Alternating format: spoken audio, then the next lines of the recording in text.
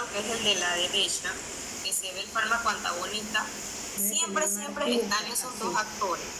Siempre hay una sustancia natural que se comporta como agonista y el fármaco entonces viene a hacer la actividad contraria. Entonces, dependiendo de qué cantidad de esa sustancia natural o el agonista esté presente, eso afecta entonces la acción del medicamento antagónico que yo esté administrando. Esto es parte de lo que dice aquí, miren, aquí evalúan la concentración fija de lo que ya exista una vez yo administro el medicamento o doy el medicamento o utilizo el medicamento. Esto es básicamente lo que definen cuando es un antagonismo competitivo.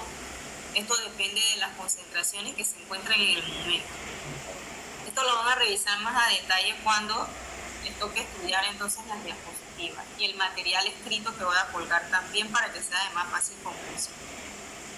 Miren, esto es parte de lo que venimos repasando, lo de la fisiología, lo de los receptores, lo de la sinapsis, lo del neurotransmisor y todas esas cosas que habla la profesora. Estos son conceptos básicos de fisiología. Siempre tenemos una interacción en dos neuronas, la neurona presináptica y la posináptica, una encima de la otra. En el medio hay un espacio sináptico que es donde se describe todo lo que pasa o toda la acción y se liberan los neurotransmisores. Entonces, ese efecto de sinapsis lo que permite es una comunicación a nivel celular, a nivel neuronal en este caso, porque estamos hablando de neuronas. Todas esas neuronas tienen en su membrana canales dependientes de calcio, tienen ciertos receptores que ya van ubicados de esa manera. Muchas veces dependiendo del sitio anatómico del cuerpo que estemos mencionando en el momento, si hablamos del corazón, si hablamos del cerebro, sistema nervioso central, etc. Entonces tienen que estar claro en esto, cuándo se liberan los neurotransmisores, los receptores que están activos, y así podemos entonces recabar la acción del medicamento en base al proceso fisiológico que ya ocurre. Como lo observan aquí, en algunos colores, creo que ese color es púrpura, ese receptor es el neurotransmisor, en la neurona posináptica, que es la de la parte de abajo, la neurona de la parte superior, entonces aparecen los canales de calcio dependientes de voltaje. Esos círculos redondos blancos que se ven son vesículas que almacenan neurotransmisores y se liberan para que ocurra una acción a nivel fisiológico. Y ahí ven entonces otros de los detalles. Bien, aquí les coloqué un ejemplo de un medicamento. Este medicamento tiene muchas indicaciones, como lo ven allí.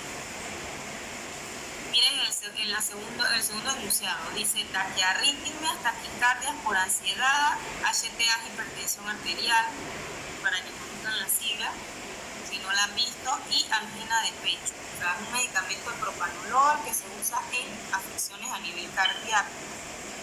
Cuando a mí me dicen cuál es el mecanismo de acción del propanolol, cuál es el mecanismo por el cual ese medicamento se usa en presión alta, cuál es el mecanismo de acción por el cual este medicamento se usa en taquicardia, cuál es el mecanismo de acción por el cual este medicamento se utiliza en taquiarritmias, en angina de pecho.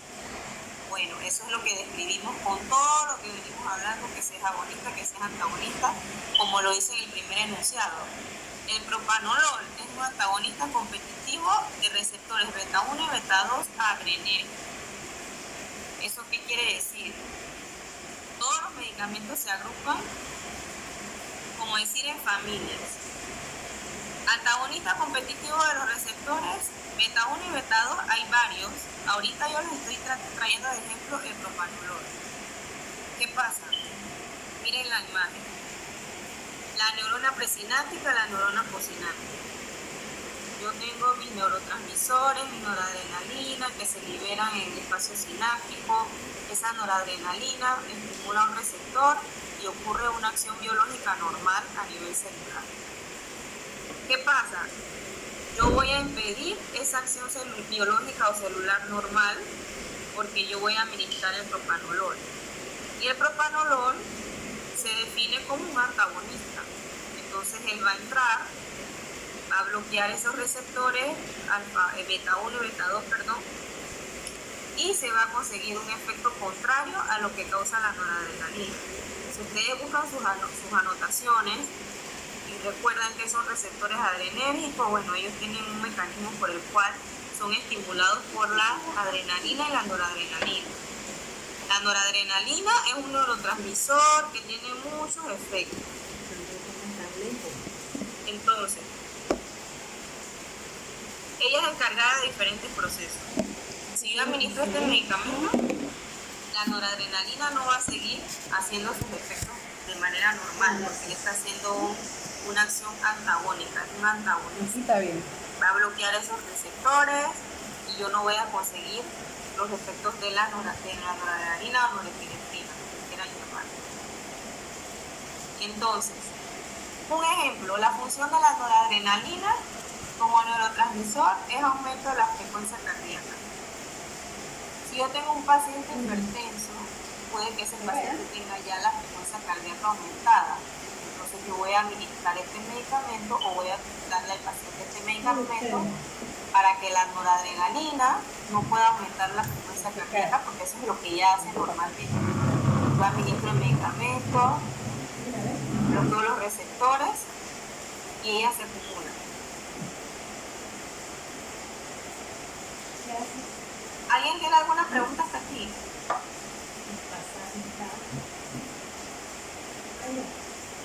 ¿Tiene?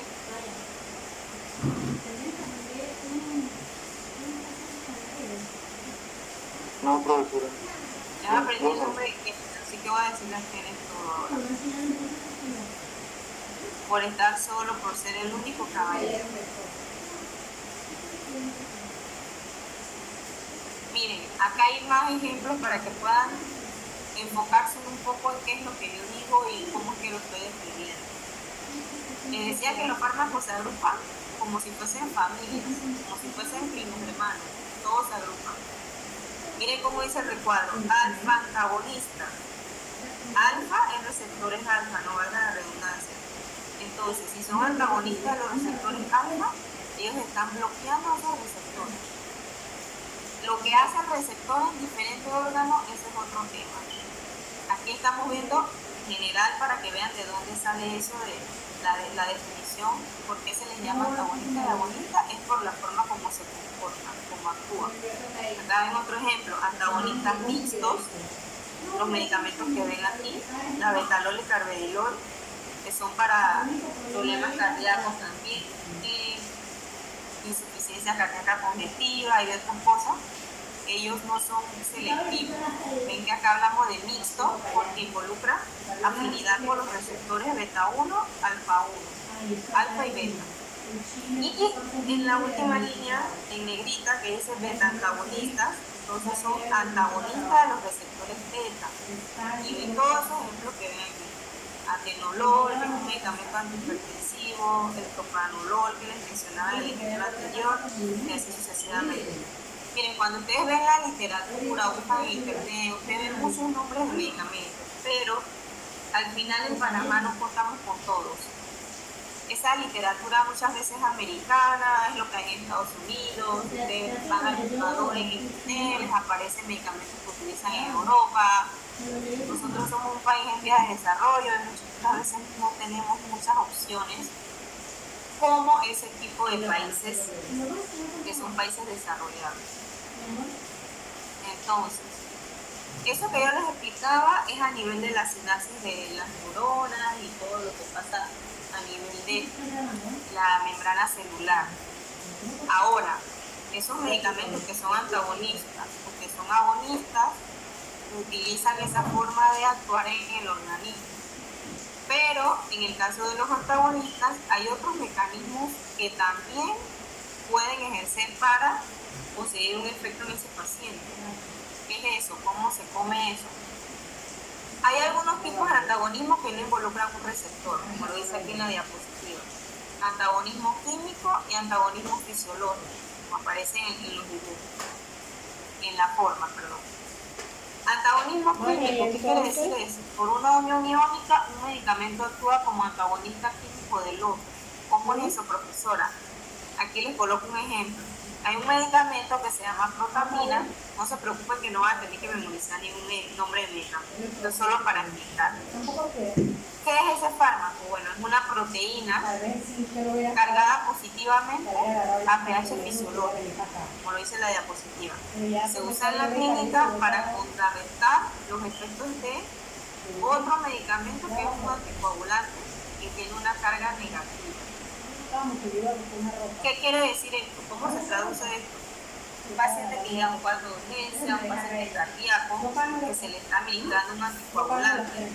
La forma como actúa ese anticoagulante y la composición es una carga negativa. Eso a nivel químico.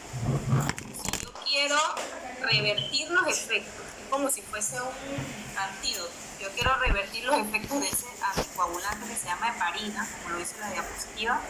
Yo administro entonces la protamina, que es un fármaco que está cargado con la carga opuesta, carga positiva, y ocurre un antagonismo químico. Eso es un mecanismo de acción de esos medicamentos en particular.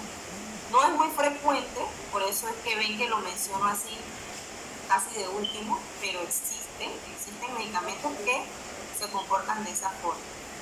En el otro caso, del lado derecho, que dice antagonismo fisiológico, entonces se da entre vías reguladoras endógenas mediadas por diferentes receptores. ¿Qué quiere decir esto?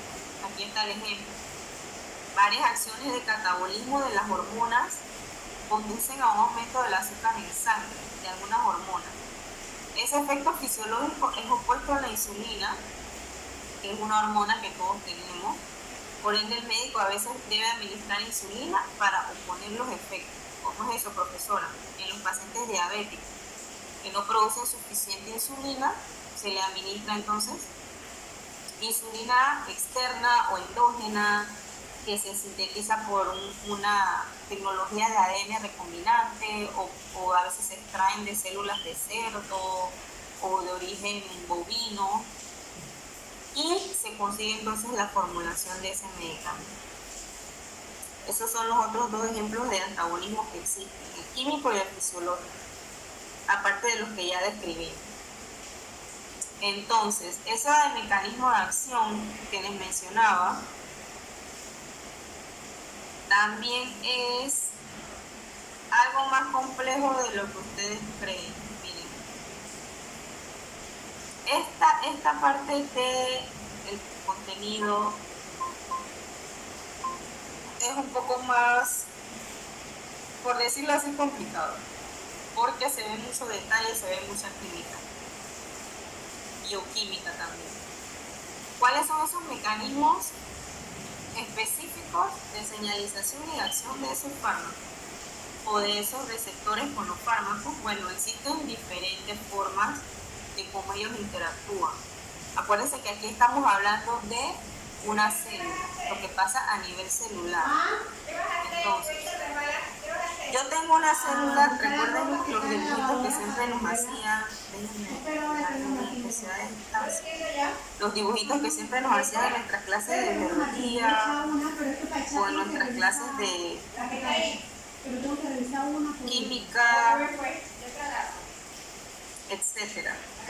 Dibujaban una célula, dibujaban una membrana, y en esa membrana hay incrustados diferentes tipos de sustancias. La membrana tiene una composición lipídica y se concentra colesterol, se conservan algunas proteínas y otros componentes. Entonces, esas proteínas que se incrustan en esa membrana tienen un papel como un receptor de fármaco. Ellas tienen otras funciones, pero a la vez pueden trabajar en conjunto con un medicamento que se administra. Y por eso es que el mecanismo de acción depende de la forma específica de esa interacción con el receptor. Es como lo dice aquí, existen diferentes familias estructurales de proteínas receptoras, esto a nivel de la membrana de la célula, receptores en la superficie y dentro de la misma. Hay enzimas, hay otros componentes, como le decía, los lipídicos, el colesterol, que forman parte estructural de la membrana. Ellas, ¿qué hacen? Como dice el recuadro en color rosado, generan, amplifican, coordinan, terminan señalización de múltiples procesos Y esto entonces llega al citoplasma, se tiene que llegar al núcleo de la célula y ahí todos los efectos que buscan conseguir. Está un poquito llena de información porque la descripción es una sola. Ahí sí no se puede modificar, no se puede simplificar porque hay que comprender bien cada mecanismo. Esta es como el resumen de todo lo que hablan las demás, que dice 5 mecanismos básicos de esa señalización o de una vez que ocurre esa unión al receptor, todo lo que desencadena a nivel químico en esa membrana o en esa célula. Entonces, como ven al final del recuadro, se mencionan receptores intracelulares para agentes solubles en líquido. Esto hablando de la composición ya del fármaco, su afinidad química. En el número 2 dice enzimas transmembrana regulada por el ligando que incluye otros receptores de otra proteína que se llama tirosina sinasa.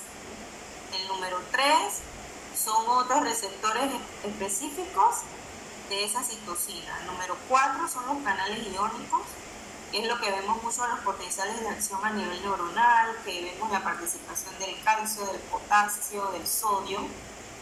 Y el número 5, que dice proteínas G y segundos mensajeros. Entonces, definiendo cada uno de esos mecanismos, miren, limítense a ver el ejemplo, donde dice la llavecita. Una clase que incluye esteroides y hormona tiroidea, lo que les vengo mencionando. Todo lo que ocurre a nivel de un medicamento en el organismo son procesos fisiológicos que ya ocurrieron. Solamente estamos siendo agonistas o antagonistas. Cuando hablamos de hormonas o de vitamina D, la síntesis de vitamina D que se da en el organismo, la liberación de diferentes sustancias, nosotros tenemos una forma en cómo se realiza ese proceso.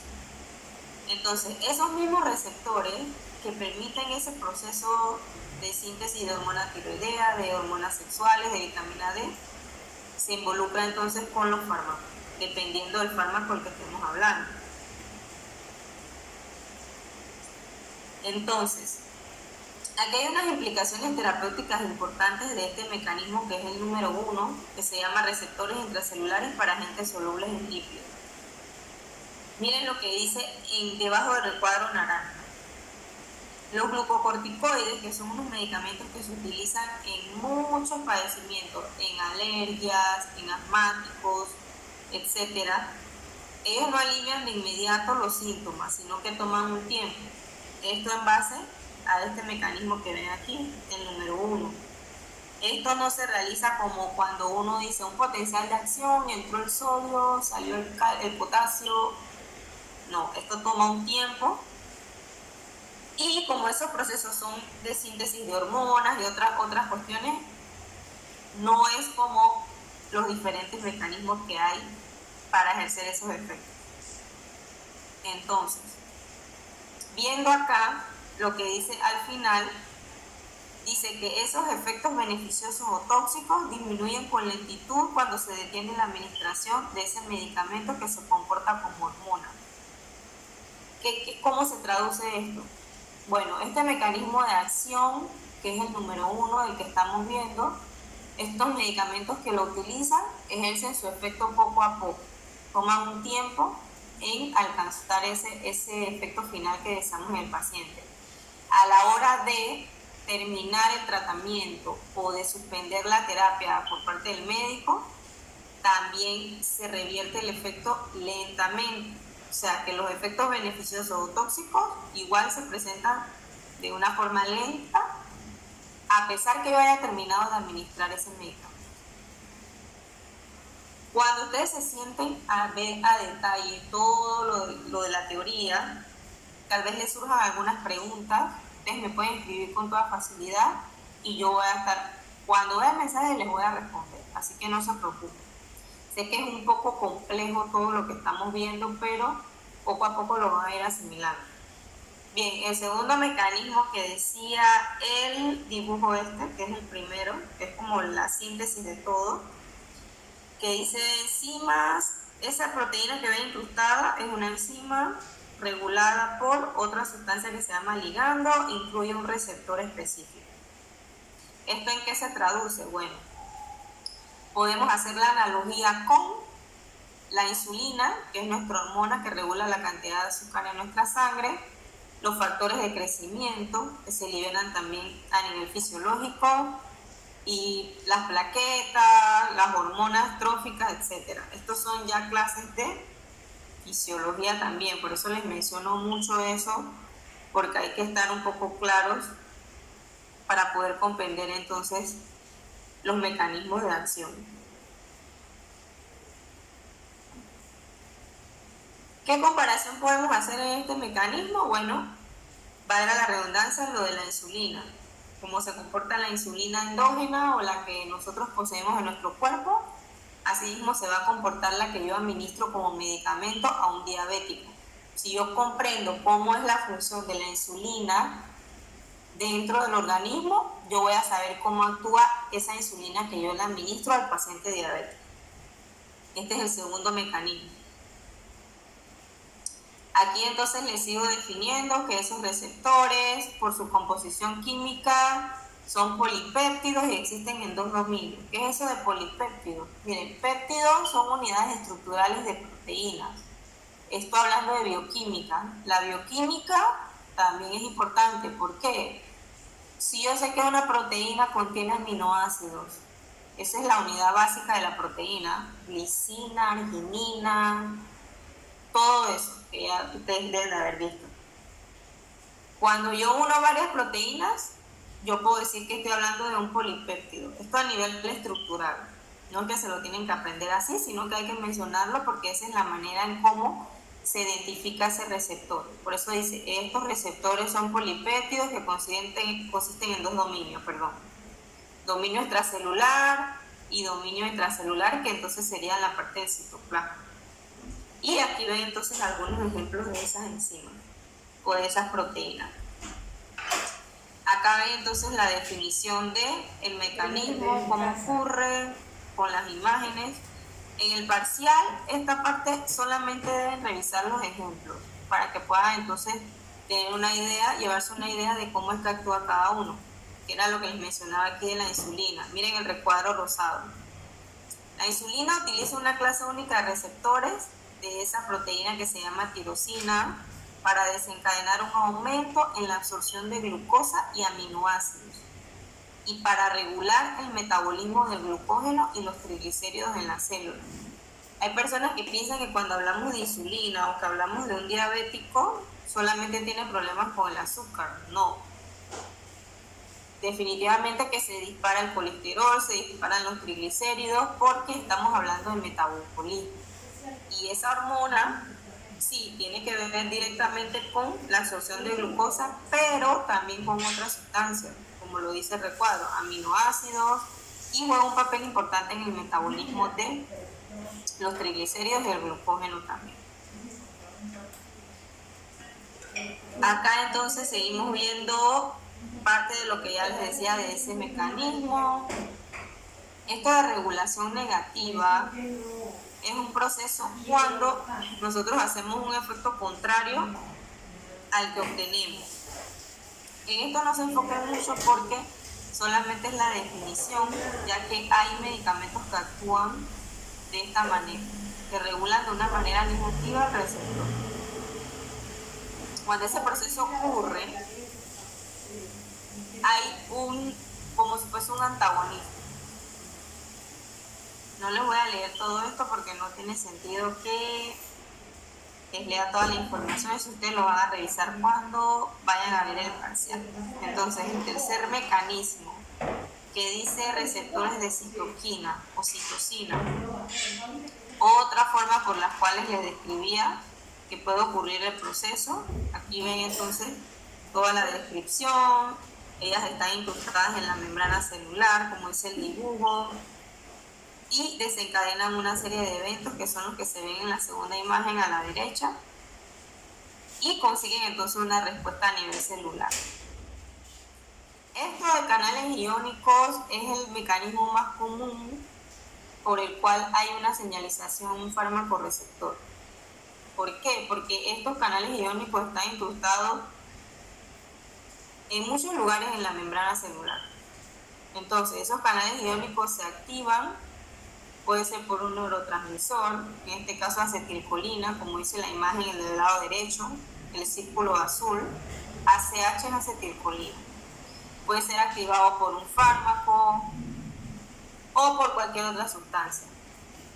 Entonces, dependiendo del medicamento que estemos mencionando, asimismo va a ser su función en ese canal iónico y asimismo va a ser el ion que se libera o que se entra o sale, etc. Entonces, ¿qué es lo importante de aquí? Que cada uno de esos receptores, como dice el último párrafo, transmite una señal a través de esa membrana. Yo activo ese canal iónico, ese receptor, se produce una señal, hay un aumento en potencial de acción, en la conductancia de esa membrana y hay un intercambio de iones. Eso altera entonces el potencial eléctrico y se consigue un efecto. Ese es el más común. Miren, aquí les coloqué un ejemplo que es de el neurotransmisor acetilcolina. Acetilcolina, ¿qué hace? Ella se une a ese receptor tipo canal iónico, provoca la apertura de ese canal y entonces permitimos que el sodio, como lo dice la imagen del lado izquierdo, fluya bajo su gradiente de concentración hacia las células, produciendo entonces ese potencial postsináptico, excitador, localizado. Esa respuesta o esa interacción se da en muy poco tiempo. Estamos hablando de algo de milisegundos. Potencial eléctrico. Recuerden que eso ocurre de una manera muy rápida. Esos canales no son uno del neurotransmisor directamente, sino que están controlados por el potencial de la membrana, el potencial o la carga eléctrica. Aquí ven otro ejemplo, que es el verapamilo, otro medicamento que también se utiliza para bajar los niveles de presión arterial, para problemas cardíacos, de angina y de otras condiciones a nivel cardíaco. Él utiliza ese mecanismo. Por eso yo les decía, a veces se les puede hacer difícil ver el concepto porque no están viendo el medicamento. Pero cuando yo les coloco un ejemplo, ya se puede ver de una mejor manera todo lo que vamos viendo a lo largo de la clase. Ese medicamento que se llama verapamilo es un medicamento que baja los niveles de presión arterial, ayuda en problemas de angina de pecho y otras condiciones cardíacas. Entonces, él usa ese mecanismo de canales iónicos. ¿Por qué? Porque él pertenece a un grupo que se llama bloqueadores de los canales de calcio o antagonistas de los canales de calcio. Cuando hablamos de bloqueo, estamos hablando de lo mismo que si fuese un antagonista. Ese es el verapamilo. ¿Qué hace el verapamilo? Como lo dice la imagen, él se une a una región en el poro de los canales de calcio dependiente de voltaje. Esos canales de calcio están presentes en el corazón y en el músculo liso vascular. Por eso tenemos efecto a nivel cardíaco y a nivel de la presión arterial elevada. Él inhibe esa conductancia iónica del calcio a través de la membrana de las células contráctiles de ese músculo liso. Y al reducir esa concentración de calcio dentro de la célula, ¿qué logra? Dilatar las arterias coronarias, las arterias periféricas y bajamos entonces la presión arterial al paciente. Ese es un claro ejemplo de lo que es un mecanismo de acción de un medicamento. Canales iónicos, activa, desactiva, sale, entra tal determinado ion, en este caso estamos hablando del calcio, y así vemos entonces cómo se traduce el efecto.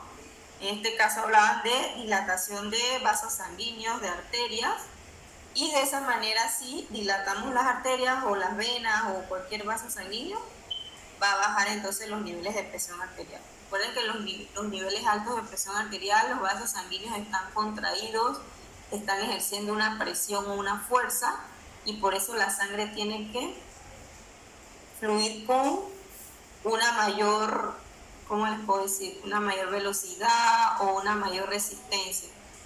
Si yo amplío o dilato ese vaso sanguíneo, la sangre entonces fluye de una manera con menos fuerza y bajo entonces esos niveles de presión arterial.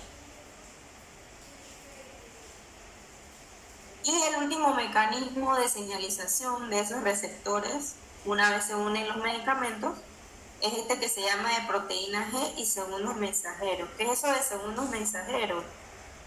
Son sustancias que proveen energía a nivel celular, el famoso ATP que hablábamos en biología, en clases de biología también. Acá mencionamos es AMP, GMP, que son básicamente moléculas que proporcionan energía a nivel celular. ¿Qué es lo importante de este mecanismo? Bueno, ellos tienen estos actores como principales y de ellos depende entonces que se logre el efecto del medicamento, de esa interacción con ese receptor. Aquí les defino cada uno, qué hace, en qué se involucra, los papeles cruciales que tienen. Por ejemplo, el CAMP, que es el primero, el lado izquierdo, ¿qué importante tiene él? Bueno, él descompone carbohidratos, ayuda en la descomposición de carbohidratos en el hígado, la conservación de agua en el riñón, la homeostasis del calcio, aumenta la velocidad de fuerza contráctil del músculo cardíaco. Esas son sus funciones. Entonces, en el caso de el segundo mensajero, que es este que se llama fosfoinosíquidos y calcio, él juega un papel crucial en la enzima o de unas membranas que son complejas, que son partícipes en un mecanismo de acción de medicamentos antipsicóticos, medicamentos que son para uso psiquiátrico, como el litio, que se utiliza en muchas otras condiciones. Se caracteriza como antipsicótico, pero tiene una indicación puntual en trastorno bipolar. Y el último también menciona entonces algo de sus funciones, que es en células a nivel de la mucosa intestinal, músculo liso vascular. Esas sustancias son necesarias para que ocurran esos procesos. Y hay fármacos que asemejan esa función, que son vasodilatadores, que se utilizan también en otras afecciones cardíacas. Acá entonces ven esa descripción de todo el flujo, de cómo ocurre ese mecanismo. Esto lo pueden revisar más a detalle, porque es mucha memoria. Yo se los puedo leer, se los puedo mencionar, pero al final esto tienen que memorizarlo, porque esa es la base, cómo se comportan esa interacción con algunos receptores, en el caso de los alfa, los beta, cuando hablamos de medicamentos que actúan a este nivel. Acá entonces ven, siguiendo con el proceso para obtener la respuesta, esa ruta por la que se liberan a nivel químico cada una de esas sustancias, como se ve entonces en la imagen. No se tienen que grabar esas sustancias y todo el proceso que ocurre, pero sí familiarizarlo con la forma como actúa el medicamento del cual estemos hablando. Cuando ven entonces los medicamentos lo van a tratar de comprender mejor. Acá hay un ejemplo entonces de algunos receptores y cómo ocurre esa interacción, por lo menos en el caso de los receptores beta, de noradrenalina, los adrenérgicos, norepinefrina y el efecto y la vía de señalización. Este cuadro tampoco es para memorizar, solo es para que vean y ejemplifiquen para quiénes son receptores y qué es lo que ocurre una vez se da esa vía de señalización, las enzimas que se aumentan, si participa el calcio, si participa de otra de las moléculas que les mencionaba que proporcionan energía para procesos. Eso es lo que está en este cuadro. Bien, y ya para terminar, lo último que vamos a ver el día de hoy, este módulo tiene una asignación para que puedan poner en práctica todo lo que estamos viendo acá. Ay, ahora no sé por qué no me quiere abrir. Aquí. Para que puedan ejemplificar todo lo que hemos visto acá. Ya vimos entonces lo de agonistas, antagonistas, cómo se comportan los medicamentos, los mecanismos de señalización. Ahora miramos entonces esa relación entre la dosis que nosotros administramos o que damos y la respuesta clínica en el paciente. Veíamos todo a nivel celular, cómo ocurría cada proceso, qué sustancia química interactuaba, con qué receptor, dependiendo del medicamento. Ahora vamos a ver esa respuesta y esa dosis que se utiliza de determinado fármaco. Entonces, una vez el clínico o el médico va a escoger un tratamiento o un régimen de una dosificación para un paciente, ¿qué él debe tener en cuenta? Que el beneficio sea el máximo posible y la toxicidad mínima, o sea, que le cause la menor cantidad de problemas a la hora de escoger un medicamento y una dosis. ¿Por qué? Porque obviamente nosotros con un medicamento buscamos aliviar una dolencia, un bienestar, no queremos nada que sea un efecto no beneficioso. Inclusive hay dosis terapéuticas que el médico puede prescribir. Tómese una tableta cada día y esa tableta cada día a un paciente le puede generar algún tipo de molestia o algún tipo de efecto no deseado. Entonces hay que estar bien claro en que cuando el clínico o el médico selecciona un tratamiento, tiene que conseguir es el máximo beneficio.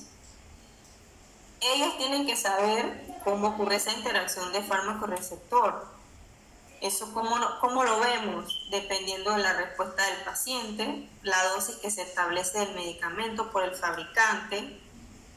Hay que ver la naturaleza de las causas de la variación de esa respuesta farmacológica. ¿Esto qué significa? La etnia, la edad, son factores, la raza, que nosotros podemos ver diferentes tipos de respuesta. No es lo mismo administrar un medicamento a un adulto mayor que a un niño o que a un adulto promedio. Y hay muchas implicaciones clínicas también en esa selectividad. Miren, esos conceptos de dosis y respuesta en los pacientes son unas relaciones graduales que se describen en unas curvas en donde vemos entonces el comportamiento y el efecto deseado que estamos buscando. ¿Cuáles son esas curvas? Relaciones de dosis-respuesta y la de dosis-efecto cuantal, la B y la C. En el caso de la primera, que es las relaciones graduales dosis y respuesta, nosotros vemos otros conceptos. Hay un concepto que se llama potencia. No es lo mismo varios medicamentos que se utilizan para el mismo padecimiento, la misma enfermedad, y el médico tiene 5 opciones distintas para bajar los triglicéridos. Vamos a poner el ejemplo. ¿Cómo él sabe cuál escoger? Bueno, él busca los beneficios. Es eficaz, es potente, es cómodo, las tomas para el paciente. Todos esos son detalles a la hora de seleccionar ese tratamiento. Ese concepto de potencia, ¿a qué se refiere? Bueno, se refiere a una concentración o una dosis. Como lo ven aquí en negrita, es de 50 de un fármaco que se requiere para producir la mitad del efecto máximo, o el 50%. Eso es lo que quiere decir potencia. Para elegir ese medicamento ideal para esa persona, como les decía, el médico tiene que conocer la potencia y la eficacia. Conocer y determinar una eficacia máxima que pueda aliviar entonces ese paciente. Este es un ejemplo de las curvas que les mencionaba al inicio, que se llaman dosis-respuesta, curvas graduales para diferentes fármacos. Aquí viene un ejemplo. Miren, cada uno tiene un color. El A es azul, el B es rojo, el C es verde y el D negro. Esta curva o esta gráfica pequeña representa diferentes potencias y diferentes eficacias. ¿Qué quiere decir eso? Miren la curva del medicamento A. Estos son fármacos o medicamentos. Aquí dice, la potencia de A es menor que la de B, porque la dosis o la EC50 de A es mayor que la de B. ¿Qué quiere decir esto? Yo necesito administrar más medicamento para obtener una respuesta.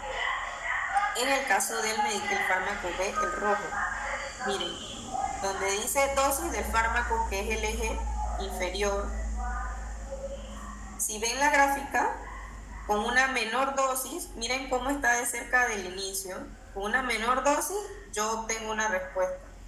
En el cambio, en el caso del fármaco A, yo necesito más dosis para obtener una respuesta. Por eso es que ven que dice que la potencia de A es menor, porque necesito un poco más de cantidad para conseguir un efecto. El B en este caso sería el medicamento más potente, porque con menos cantidad yo consigo una respuesta o un efecto. Así es que se ejemplifica esta gráfica. ¿De qué depende esa potencia de un fármaco? Bueno, depende de algunas características físico-químicas que se describen de cada uno de los medicamentos. Acá ven otro concepto que dice KD de los receptores para unir el fármaco, que esa interacción es lo que se acopla entonces a la respuesta. En el ejemplo que hablábamos, decíamos que el fármaco B era más potente porque yo necesito menos dosis, está más cerca del eje para conseguir esa respuesta. Entonces, el ejemplo que ven aquí, algunas dosis del fármaco A pueden producir efectos mayores que cualquier dosis del fármaco B, a pesar de ser farmacológicamente más potente.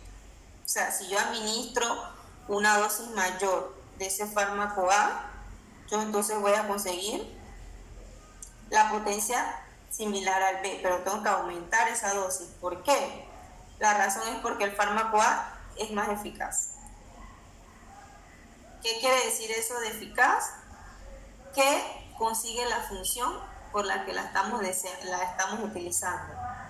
No estamos hablando si es potente o no. Eficaz es porque realiza el trabajo, controla el nivel de presión arterial, controla los valores de glucosa en sangre, controla los triglicéridos. Eso quiere decir eficaz, que se alcanza el objetivo. Entonces, esa potencia de un medicamento tiene que establecerse en unidades de dosificación. ¿Cuáles son esas unidades de dosificación? Cuando ustedes ven que dice acetaminofén, tabletas de 500 miligramos. O sea, tiene que tener una unidad en el sistema internacional, que es la concentración. Como el ejemplo que dice en la última línea, dice 50 miligramos para sedación leve. Aquí hay un ejemplo de lo que les decía de potencia y eficacia. A ver, Ghislaine, si yo quiero disminuir estos medicamentos que se ven en el cuadro, se llaman un grupo que se llama estatinas, sirven para bajar los niveles de colesterol en las personas. Hay diferentes opciones de las estatinas. Todos esos nombres que ven ahí son diferentes medicamentos que se utilizan para lo mismo.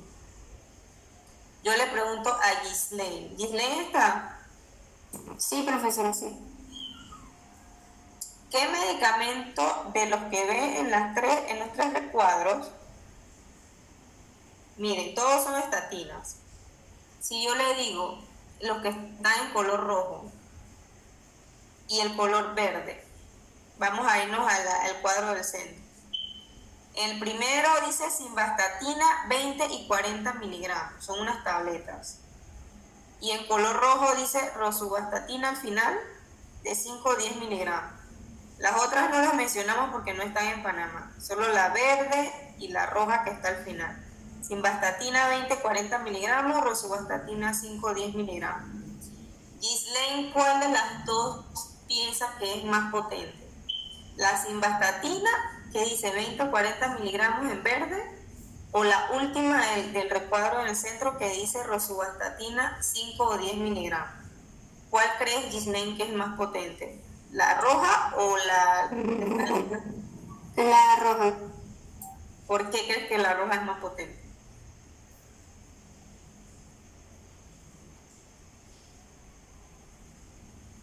Eso lo acabamos de decir en la gráfica esta que está aquí, donde decía respuesta, registro de dosis del fármaco. ¿Quién sabe cuál es la respuesta? ¿Kenneth? Profesora, yo pienso lo mismo que... Ghislaine lo dijo bien, ella dijo que la rosuvastatina. Porque si se suministra en poca cantidad, debe ser porque es muy potente. Exactamente. Esa es la respuesta, miren. Miren el recuadro del medio. Dice simvastatina 20-40 miligramos, rosuvastatina 5-10 miligramos. Yo necesito 5 miligramos de rosuvastatina o 10, la última, para bajar los niveles de colesterol del 30-50%. Y de simvastatina yo necesito 20 o 40 miligramos para poder hacer eso. O sea, necesito una dosis más alta de uno para alcanzar el mismo efecto.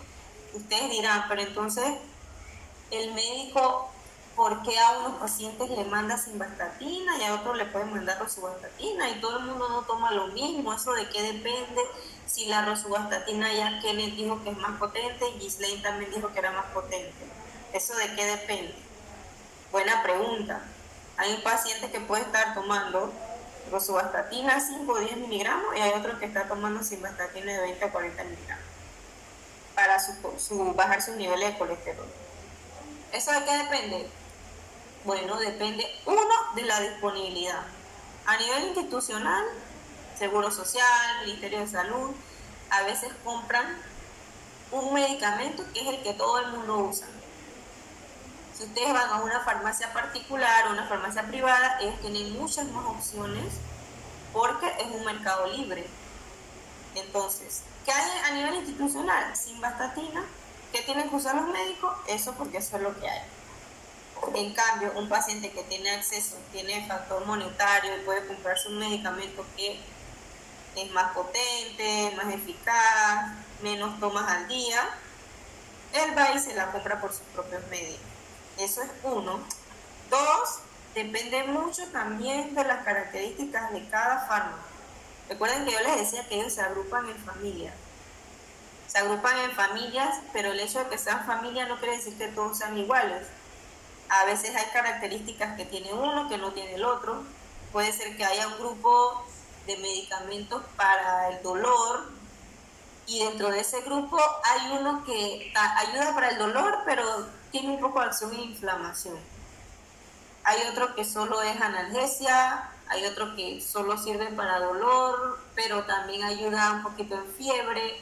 Entonces uno los va categorizando igual, aunque sean del mismo grupo, a veces tienen ventajas entre ellos. Entonces no crean que porque mi tía toma un medicamento para bajar el colesterol, todos los pacientes toman ese medicamento. Siempre hay opciones y se evalúa entonces cada uno en particular y la disponibilidad de lo que haya. Acá ven entonces otra de las relaciones graduales dosis-respuesta.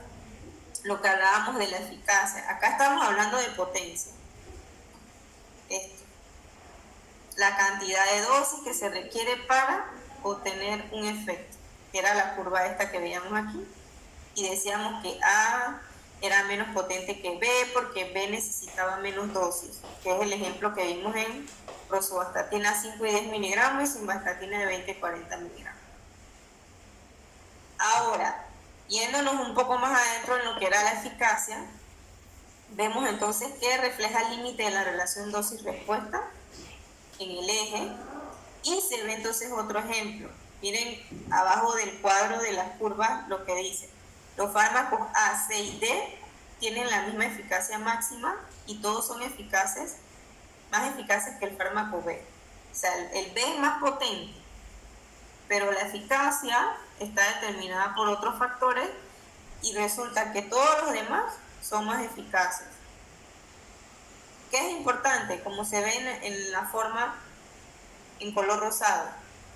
Eso de la eficacia es crucial para tomar las decisiones por parte del médico o la decisión clínica del facultativo que esté eligiendo un tratamiento. Cuando yo necesito una gran respuesta, cuando yo necesito una respuesta a largo plazo, que ese paciente hipertenso esté controlado siempre, no solamente cuando inició el tratamiento, sino que se mantenga sobre el tiempo, que ese diabético tenga sus niveles de azúcar controlados, no solamente cuando inició el tratamiento, sino al año, a los 2 años. Entonces yo necesito esa gran respuesta. ¿Por qué está determinada esa eficacia? Por el modo de interacción del fármaco con los receptores, que es lo que venimos viendo ahora, como los agonistas parciales, y por las características de ese mecanismo de señalización del receptor efector involucrado. Aquí ven entonces otras relaciones graduales dosis-respuesta. Miren, todo esto que están aquí son ejemplos. Miren el dibujo. El dibujo quiere decir una nefrona. La nefrona es la unidad estructural del riñón, donde ocurren diferentes procesos, en donde se da la formación de orina y todo lo demás. Entonces, hay medicamentos que actúan a este nivel de la nefrona, que es la unidad funcional del riñón, y por ende tienen un impacto en esa formación de orina, en la absorción de agua y elementos que se dan a nivel del riñón. Como ven aquí, por ejemplo, los diuréticos. ¿Qué son los diuréticos? Son unos medicamentos que ayudan a bajar los niveles de presión arterial también, pero por otro mecanismo. Miren que yo les pongo ejemplo, yo les decía, el verapamilo, que fue un ejemplo que puse en una de las diapositivas anteriores, se utiliza para bajar los niveles de presión arterial, se utiliza en padecimientos cardíacos. Los diuréticos son un grupo farmacológico que también bajan los niveles de presión arterial, pero ya no tiene que ver nada con canales iónicos, con receptor de calcio, bloqueador de canales de calcio como el verapamilo, no. Él se va entonces a actuar en la nefrona, que es una unidad del riñón, y con ese mecanismo de acción, él baja la presión arterial. Entonces, esos diuréticos que actúan en esa porción de la nefrona pueden producir excreción de líquidos electrolitos. Esos diuréticos, que son fármacos que bajan los niveles de presión arterial, también se subdividen, como lo ven en los colores. Miren, aquí dice diuréticos en color lila, inhibidores de anhidrasa carbónica. ¿Qué es eso? Es una enzima que se involucra en un proceso fisiológico a nivel renal. El color verde dice diuréticos de asa. ¿Por qué? Porque actúan en una estructura que se llama asa de Engle. El amarillo que dice tiacidas actúa entonces a otro nivel de otras arteriolas. Y el color celeste más fuerte o azul, que dice diuréticos ahorradores de potasio, actúa entonces a otro nivel de la nefrona. Miren, todos son diuréticos, pero ellos actúan en diferentes áreas y por ende el efecto o las ventajas o los beneficios y el efecto tóxico varían dependiendo del lugar donde actúan. Entonces, eso de diurético, como ya les dije, es una sustancia que ayuda a eliminar agua electrolito, baja los niveles de presión arterial. Todo esto lo hace a través de la orina y de la unidad funcional del riñón, que es la nefrona. Pero cada uno de ellos lo hace de un modo distinto. Miren acá en las letras, donde dice en el tercer párrafo, grupo farmacológico, el ejemplo, ahorradores de potasio, que es el que sale en color azul más oscuro. Ellos actúan en otra unidad de la nefrona. Aquí ven unos ejemplos: espironolactona, triamtereno, son dos medicamentos. Ellos tratan esa presión arterial junto con otros diuréticos y ellos involucran entonces esa interacción con los iones de potasio. Se administran vía oral y producen una eliminación de sodio y de otros metabolitos en diferentes proporciones. Eso era para que vieran un ejemplo de esas relaciones de los medicamentos. Acá hay entonces otra forma de esas curvas dosis-respuesta, con el mismo ejemplo que veíamos de las gráficas del fármaco más potente y los eficaces. Esa curva dosis-respuesta tiene una manera de interpretarla. ¿Qué pasa? Dependiendo de la forma de la curva, yo voy viendo entonces cómo se disminuye o se aumenta el efecto. Ellas son el resultado de la forma como se ejemplifica la acción de ese fármaco, dependiendo de la dosis, obviamente. Acá entonces hay otro tipo de curva que se llama curva de dosis de efecto cuantal, que ya aquí entonces entramos en más detalle porque ella tiene otras ventajas en base a la dosis respuesta que vimos en la anterior diapositiva. ¿Por qué? Porque para cada paciente la gravedad de la enfermedad y su capacidad de responder es muy importante. Entonces aquí se ve la dosis que yo necesito para conseguir un efecto letal. Miren el recuadro para un efecto deseado. Ya entonces estamos viendo otro análisis y aquí podemos establecer lo que es la toxicidad, o sea, hasta qué cantidad de medicamento yo puedo tomar o puedo administrar a un paciente, porque si yo me paso de esa dosis puedo conseguir un efecto letal, un efecto no deseado. Todas estas curvas se utilizan cuando se diseñan o se descubren medicamentos. ¿Por qué? Porque yo tengo que saber hasta qué cantidad yo puedo administrar o el paciente puede utilizar, porque lo que queremos es un beneficio, no un problema o algo tóxico. Si una enfermera o un médico se equivoca en una dosis o administra un medicamento en una cantidad exagerada puede producir la muerte del paciente, definitivamente. Todos estos son estudios o ensayos clínicos que se hacen antes que el medicamento salga al mercado. ¿En qué se hacen estos estudios? En animales. Usualmente son ratas o roedores para poder ver ese efecto entonces letal y no excederse a la hora de utilizarlo en personas. Y esto se establece en la descripción de un medicamento. Cuando uno busca el medicamento tal en internet, acetaminofén, bueno, la dosis máxima diaria no debe exceder los 4 gramos porque entonces se consiguen efectos tóxicos o letales. Esta es básicamente la utilidad de este tipo de curvas una vez estudiadas los medicamentos para producir un efecto. Acá entonces vemos las características de esa curva de dosis de efecto cuantal, que tiene entonces otros actores, que es la dosis efectiva media, que se abrevia ED50, es la dosis que al 50% de los individuos exhibe el efecto especificado. La dosis tóxica media, que es TD50, que es la segunda que vemos aquí, es la dosis requerida para producir un efecto tóxico en el 50% de los participantes cuando se está estudiando o diseñando el medicamento. La dosis letal media, que es LD50, que es experimental, obviamente en animales. Nadie va a donar su cuerpo para un estudio científico y que uno se tenga que morir. Entonces, definitivamente que aquí sí hay que administrarlo en animales.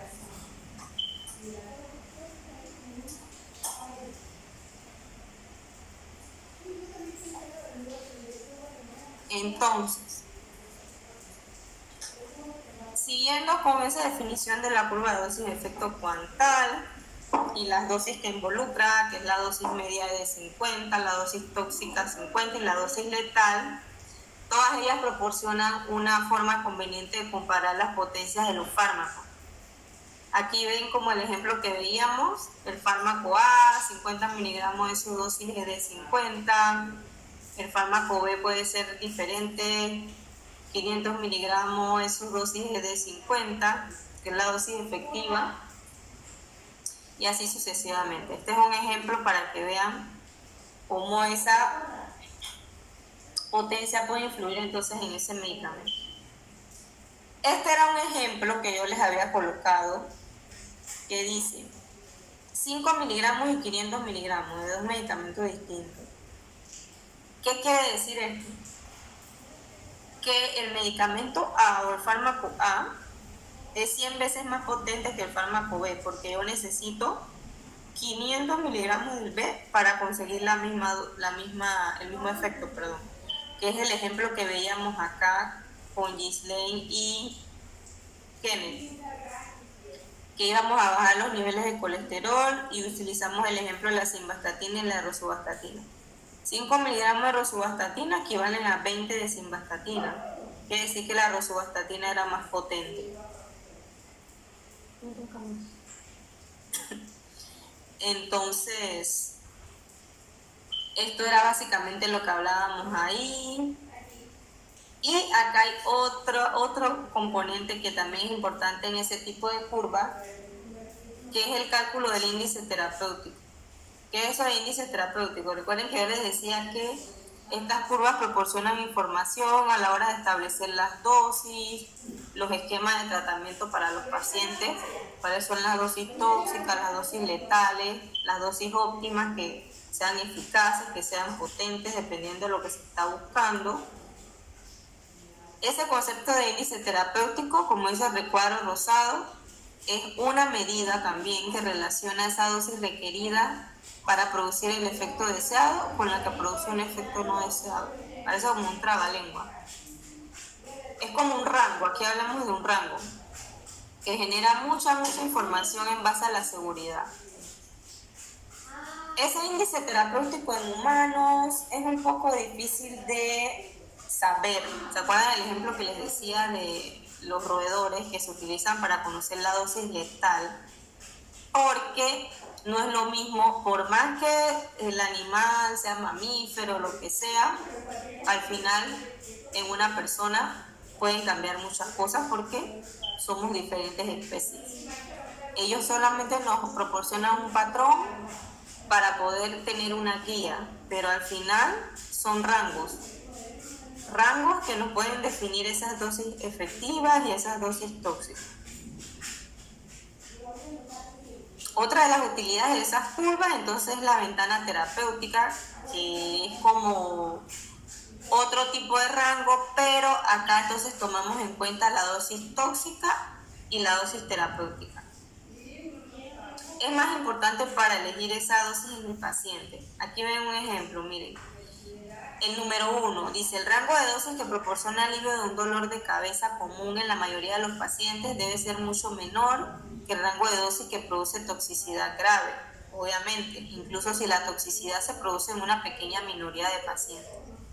Y el número 2 que dice: para el tratamiento de una enfermedad letal como el linfoma de Hodgkin, que es un tipo de cáncer, la diferencia aceptable entre dosis terapéuticas y dosis tóxicas puede ser menor.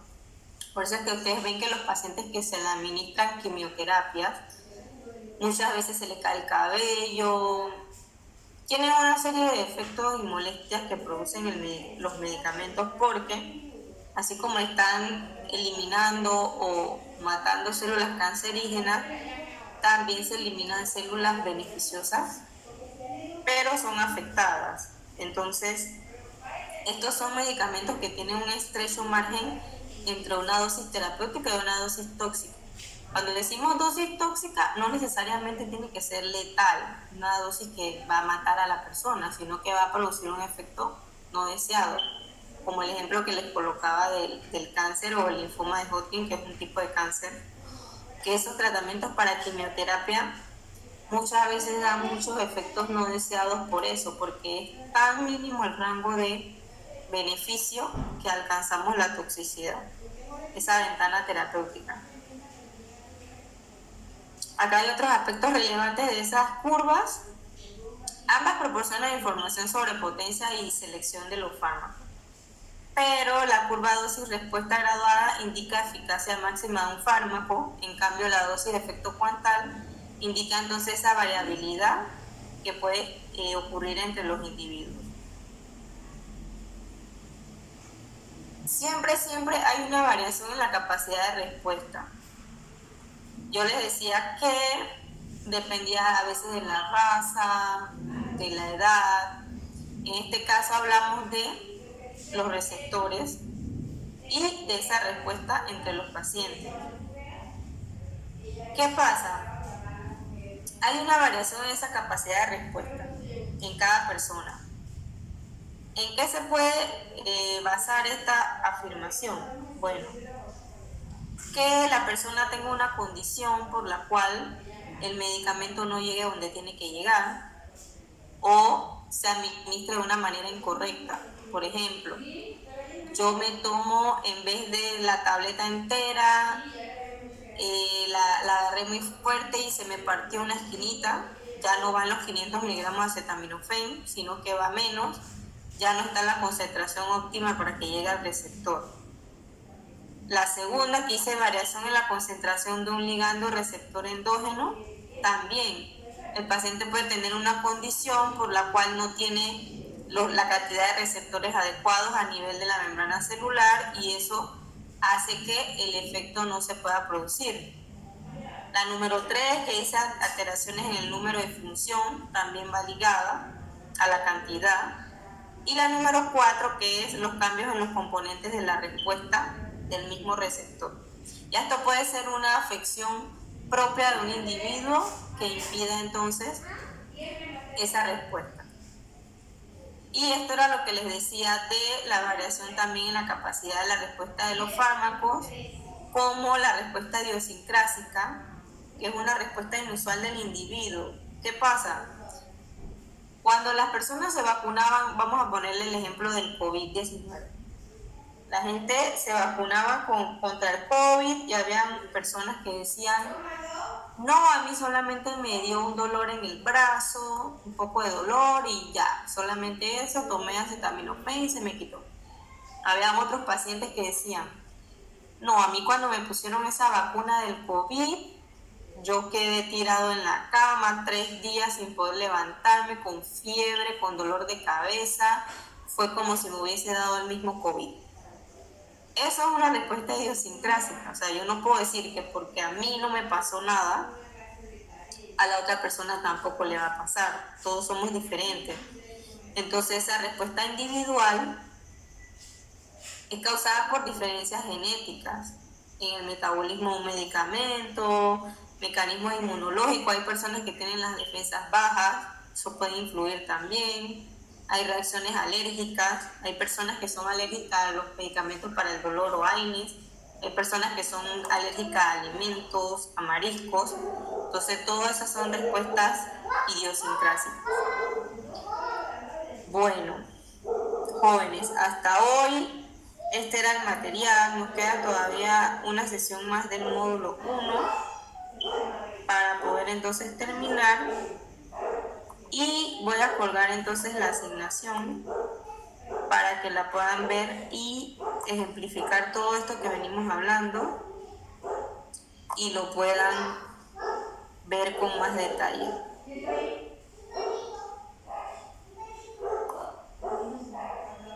¿Alguien tiene alguna pregunta?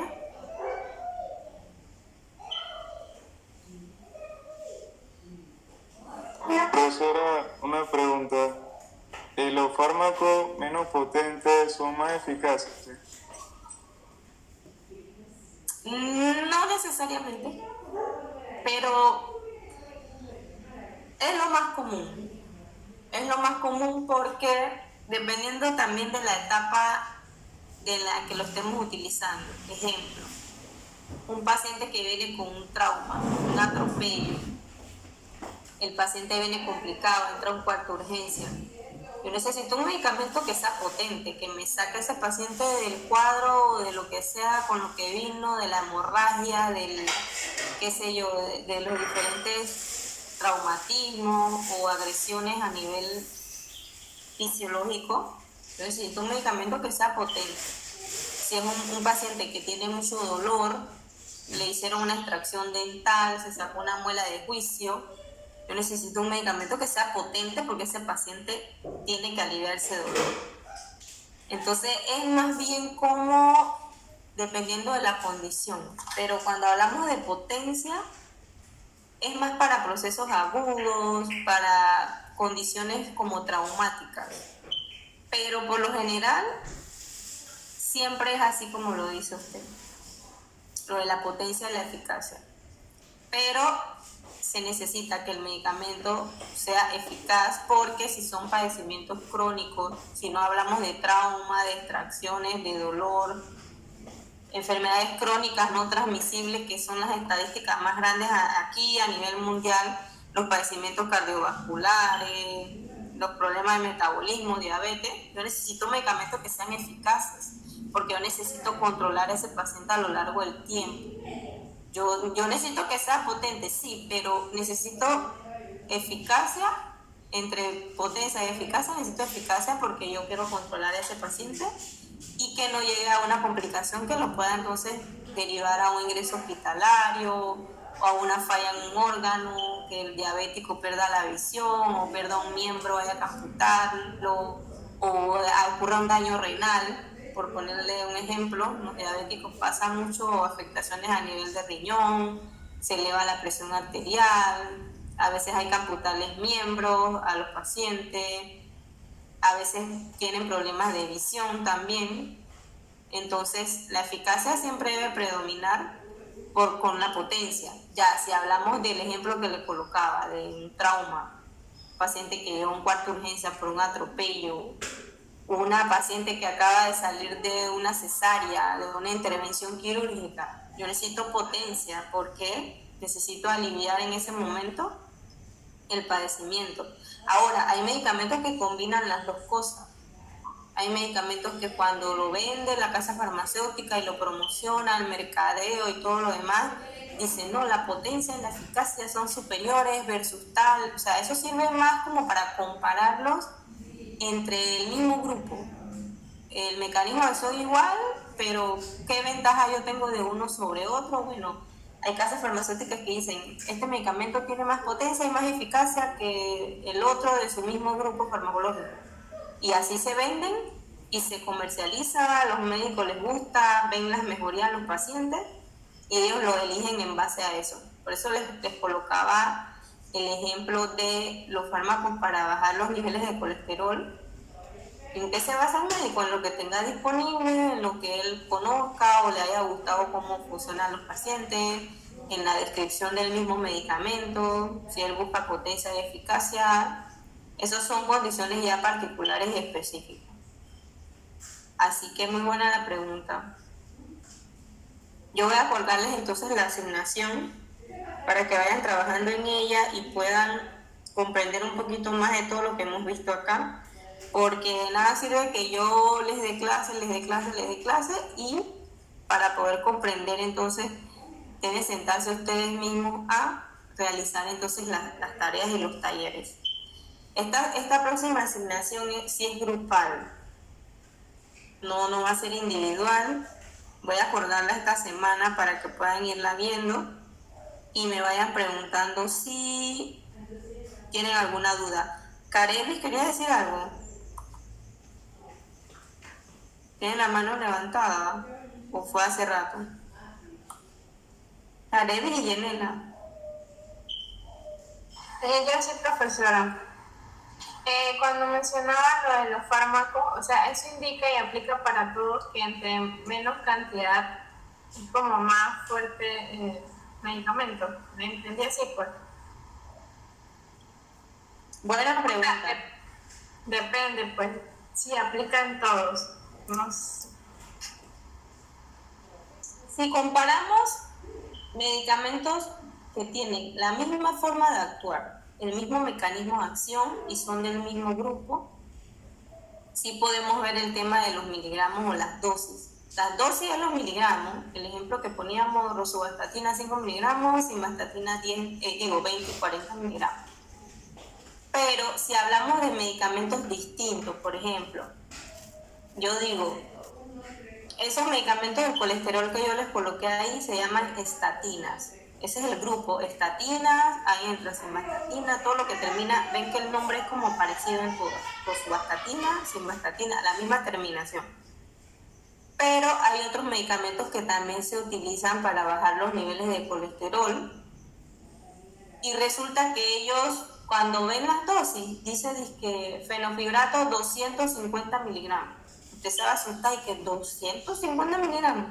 Sí, pero es que el fenofibrato es un medicamento que baja los niveles de colesterol y triglicéridos, pero él tiene otro mecanismo de acción y es otro grupo farmacológico.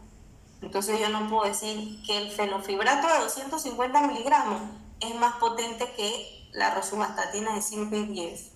No puedo decir eso porque son medicamentos que actúan diferentes y pertenecen a grupos farmacológicos distintos. O sea, el mecanismo de acción no es igual, el grupo estructural al que pertenecen no es igual, entonces no existe tal comparación. Cuando son del mismo grupo farmacológico, para la misma indicación y se relacionan de manera estructural, ahí yo sí puedo decir, tal miligramo de esto con esto, este es más potente, este es menos potente, este es más eficaz, este es menos eficaz. Por lo menos en hipertensión, presión arterial alta, que eso es muy común ver pacientes con presión alta, hay un montón de medicamentos que se utilizan para bajar los niveles de presión arterial. ¿Qué pasa? El médico tiene que decir, bueno, si el paciente aparte de la hipertensión arterial tiene problemas del corazón, aparte de problemas del corazón tiene diabetes, aparte de la diabetes tiene las comorbilidades. En base a eso, él escoge, bueno, vamos a usar tal medicamento de tal grupo en tal dosis. En cambio, un paciente hipertenso que solamente sufre hipertensión, le van a mandar un medicamento distinto al que tiene todas las otras comorbilidades, porque hay que ver las afectaciones dependiendo del mecanismo de acción y los beneficios que queremos buscar en la persona que se lo estamos dando. Entonces, para bajar los niveles de presión arterial hay un montón de medicamentos y no se pueden comparar ni que por los miligramos, porque actúan diferentes, son moléculas diferentes. Entonces eso hay que tener mucho cuidado con eso. porque no siempre aplica la comparación, y más si son de grupos distintos y mecanismos de acción distintos. Así es, Yenegra. Gracias, profesora. Sí, porque he escuchado mucho eso de que porque es de 300, como que ya se sorprenden. Ya se están, eso no tenía que ver. La acetaminofén es de 500, la gente dice que 500 miligramos, pero es que esa es cuando se hizo el ensayo clínico con personas, con animales, esas son etapas, se determinó en la curva que 500 miligramos conseguían bajar la fiebre en las personas y aliviar el dolor. Para esa acetaminofén, para ese medicamento. Hay otros medicamentos para el dolor que 25 miligramos alivian, porque es otra molécula, actúa de otra forma distinta a la acetaminofén. Así que eso no tiene relación, no se guíen por eso y que, yo fui a la farmacia y me vendieron una tableta que tiene 800 miligramos. No, eso no tiene nada que ver. A mí me llegan pacientes que me dicen, yo estoy tomando muchos miligramos, 400 más 800 más... ¿sí? Eso no tiene nada que ver. Eso es la dosis efectiva cuando ese medicamento se inventó, se descubrió, se hicieron todos los estudios clínicos, todos los ensayos, se determinó que esa dosis era la terapéutica. Acuérdense que hay un componente ahí de la dosis letal y de la dosis tóxica. Entonces ya eso está estudiado. ¿Qué nos corresponde a nosotros? No excedernos de la dosis diaria recomendada, de la dosis máxima recomendada, porque aquí menos es más. Si yo aumento una cantidad de medicamentos, yo no voy a tener un mejor efecto. Yo lo que voy a buscar es un efecto adverso, un efecto secundario, un efecto no deseado, toxicidad y hasta letal. Es como las intoxicaciones. Cuando las personas, las ideas suicidas, las personas que tienen intentos de suicidio, ellos agarran un frasco como en las películas y se toman todo el frasco de medicamento. Obviamente eso va a producir un efecto tóxico o letal porque yo estoy dando una dosis muy alta de ese medicamento. O sea, un montón de tabletas se ingirió a la persona, se puede morir. Entonces eso es lo que nosotros tenemos que vigilar, que no excedamos la dosis recomendada al fabricante. Cuando usted busca un medicamento, ahí dice, no exceder tantos miligramos al día, no exceder tantos días de uso. Ejemplo, los antibióticos, hay medicamentos que tienen un tiempo establecido para usarse. Ya si hablamos de enfermedades crónicas, obviamente eso es para toda la vida. Hipertensión, diabetes, dislipidemia, asma, eso ya es para toda la vida. Pero cuando hablamos de antibióticos, de dolor, de padecimientos agudos, nosotros tenemos un límite en días y de dosis para usar eso. No es que vamos a estar consumiendo. Cada vez que me da un dolor, yo tomo pastillas para el dolor, pero entonces no veo cuál es la causa o la raíz del dolor y me automedico, excedo dosis porque ya después una no me hace y consigo entonces efectos no deseados.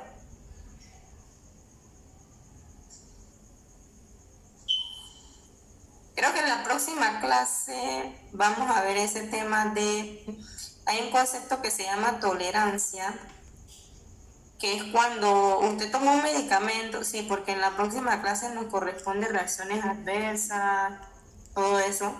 Hay personas que se acostumbran tanto a tomar un medicamento que ya el medicamento no les hace. Como quien dice que, ya eso no me hace, yo me tomo una y no, mejor yo me voy a tomar 2. Eso significa que la persona desarrolló una tolerancia.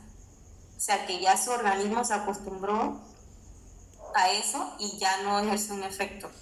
Ahora, eso no es con todos los medicamentos. Eso pasa con medicamentos por lo menos de uso en psiquiatría, como los ansiolíticos, con medicamentos para ansiedad.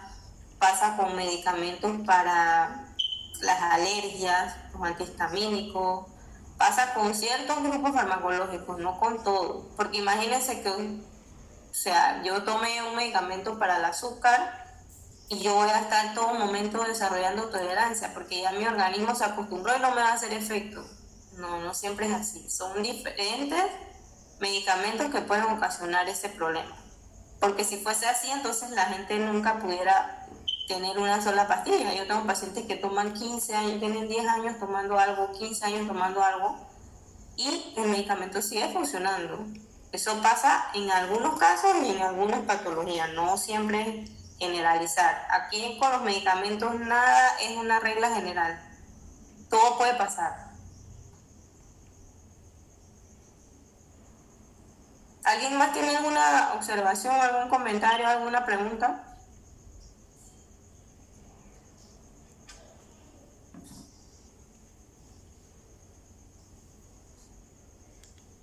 Bueno, termino entonces con Yanela y nos vemos en la próxima clase. Terminamos 20 minutos antes. Hoy hablé un poco más porque no nos vimos en la clase anterior, no hice pausa activa tampoco porque quería avanzar para poder llevar entonces adelante el cronograma.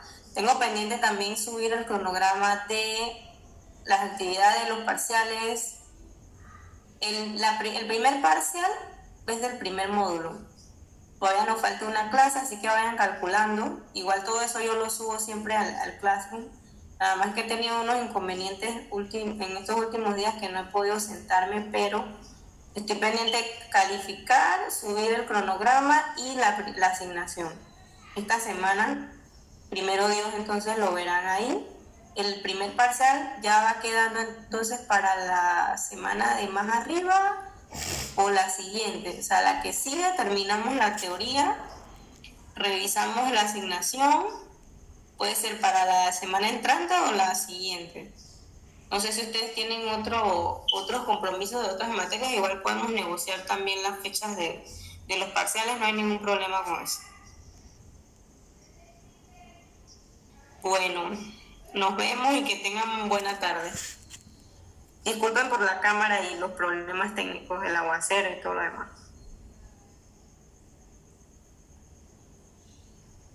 Hasta luego, profesora. Hasta luego, nos vemos. Hasta luego. Buenas noches. Chao, profesora. Buenas tardes.